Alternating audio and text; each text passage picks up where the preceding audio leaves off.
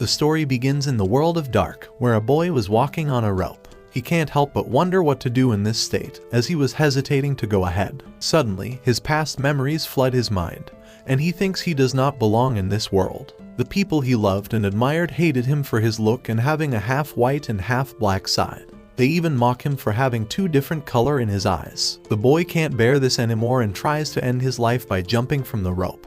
But it turns out it was just a dream. The boy wakes up with an angry look and decides to head to town. On the way, he looks at the people who are having their daily activities and reveals that he loves the strong ones, but he has no place for the weak in his life. Suddenly, he spots a leader of the local gang who is bullying a beautiful girl. The girl asks him to let her go, but the pathetic leader wants to do things with her. The girl gets mad and yells out loud that she will smash his head with the eggs she bought if he does not let her go. The pathetic leader bullies her more by saying he loves strong girls, and when she tries to leave, he holds her hand and tells her to go to his bedroom. The boy arrives and says he likes the strong ones but hates the weak ones, who mistakenly think they're strong. The pathetic leader gets mad at the statement and tries to hit him with a punch, but the boy counters it with a powerful punch of his own that sent him flying in the air. He beat the hell out of his squad and knocked him out unconscious. The boy then picks him up and reveals his name is Sakura, a guy from a Furin high school who loves the strongest but hates the weakest. After beating up the gang, Sakura decides to leave the area, but the girl he just saved follows him and stops him from going further ahead.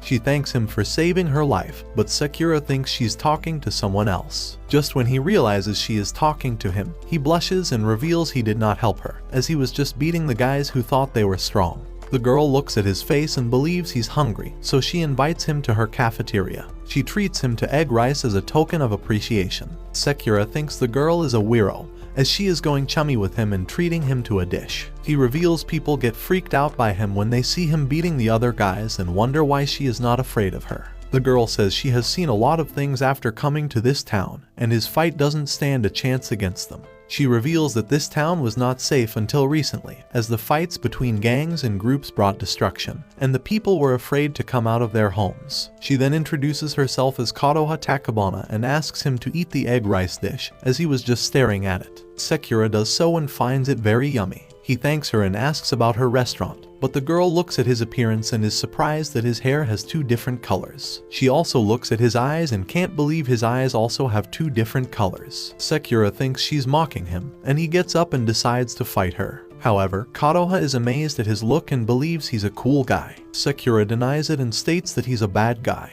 He tells her that he came from a town where they had to fight every day, and he became the top guy who defeated everyone in the town.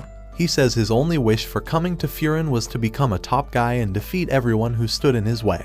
Kotoha thinks he's bluffing, but Sakura says fighting to become number one is the best thing in this world, as he believes the weakest don't stand a chance in this world. However, Kotoha makes fun of him by wearing a uniform at the restaurant and believes he must be excited about his high school classes. Sakura gets mad, and they argue with each other. Suddenly, an old man named Yama tries to leave the restaurant, but Sakura stops him and hands him over the stuff he left behind on the table. The old man is surprised at his kindness but decides to thank him and then leave the restaurant. Kotoha also thanks him, as she believes he's a live savior, and treats him with some candies as a token of appreciation. She reveals the stuff the old man forgot was a gift for his grandson, who has a birthday today. Sakura hears this and yells that there's something wrong with this town and asks her to stay away from him. He says he's not someone who deserves gratitude, and instead, he's someone from whom people get afraid. Kotoha smiles at his statement and says he did the right thing by choosing this town, but he cannot get to the top of Furin.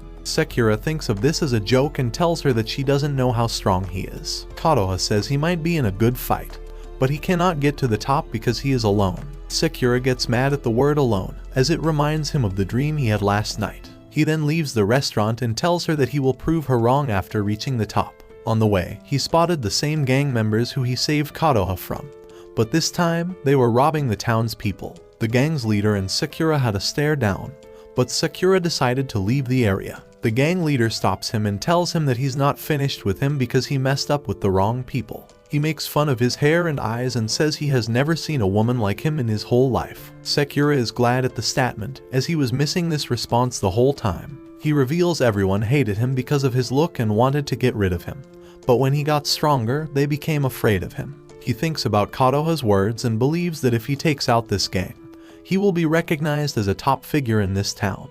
With this aim in mind, he punches the gang leader and knocks him out. They begin fighting, and Sakura starts taking them head on. He beat them out with his kicks and punches, and the town people are shocked that only a single person is beating a bunch of people. Konoha hears the voices of people fighting and comes out of her restaurant, but the pathetic leader grabs her from behind and asks Sakura to stop.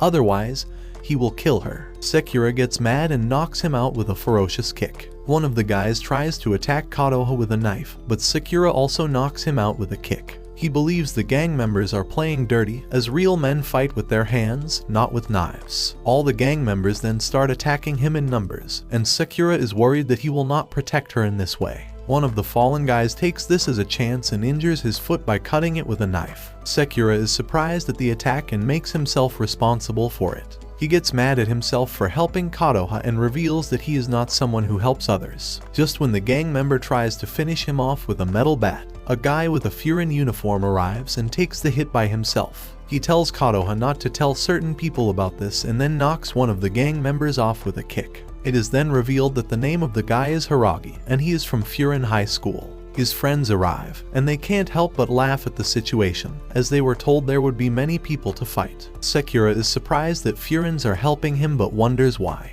The Furin group attacks the gang members and begins taking them out. As they do so, the people come out of their windows and begin cheering them on for taking out the bad guys. One of the gang members tries to attack Sakura, who cannot defend himself because of his injured foot.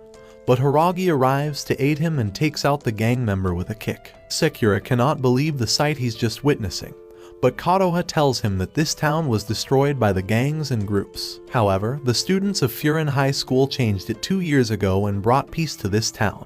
They also put a sign in this neighborhood, which said that if someone tried to pass this sign with the intention of harming people or bringing destruction to the town, they would bring justice upon him. At first, they were named Furin of High School, but now they are called Bafurin, the Windbreaker. After the fight, the people of the town came out of their houses and thanked their heroes for saving their town. Sakura is surprised at the sight and can't believe people are actually accepting them instead of being afraid. The people also thank him for helping them out, as they reveal he was the one who took out most of the guys. A woman tries to treat his wound, but Sakura gets shocked and asks her to stay away from him. Konoha takes the old lady's place and begins treating his wound. She tells him that she knows he spent his life alone, but he never lost faith in others. She says the people of this town needed him because they believed he would help them out. Sakura is surprised at how people are looking at him, but starts running towards them and takes out the gang leader with a ferocious kick. The narrator then says that this is the story of a boy who was the lowest of the low, hated by all, but became the hero of the town who saved the weak with his fists. The story begins with a commoner boy opening his eyes and looking as tears of agony fall from his eyes. He looks around to see that some nobles are laughing at him. He can't help but wonder what's going on, but Prince tells him that he will grant his wish before taking his life. He asks the commoner boy to strike him with his best magic spell, and the boy does so. However, his spell is so weak that it hardly causes any damage to the prince. Seeing this, the nobles make fun of his weak magic, and the prince can't believe there's a commoner in his kingdom whose magic is so weak. He then shares the words of a great father of sorcery called William Bordeaux, who said the most important things for a mage are lineage, talent, and intelligence, and then informs him that magic will never smile upon someone as insignificant as him. He activates his powerful flame magic and sends it towards him, causing the flames to immediately consume the commoner boy's body. The boy screams in pain as the flames burn him to ashes, but then he immediately begins smiling at the magnificent magic of a noble. He wishes he learned more about magic and mastered it while he was alive. The next moment, he wakes up and he sees himself surrounded by some maids holding toys. He looks at them and thinks they are giant enemies, but he looks at his hands and realizes they are quite tiny. With this, he accidentally casts a fire spell, which bursts through the roof of the castle as fireworks go off, marking his birth. A town carrier runs through the kingdom, announcing the birth of the 7th prince of the kingdom of Selum while sharing posters with the people. While everyone is happy at the birth of Prince Lloyd, the maids at the castle are mind-blown by the fire spell created by the newborn baby. After a few years, some maids search for the prince in the castle and wonder where he is. The prince comes out of hiding after they leave and decides to sneak away from the castle, but he gets greeted by 2 men. Prince Lloyd shushes the man and tells him to deny seeing him, and the man agrees to keep his secret. He asks Lloyd if he'll like to go hunting with them, but Lloyd leaves without saying anything.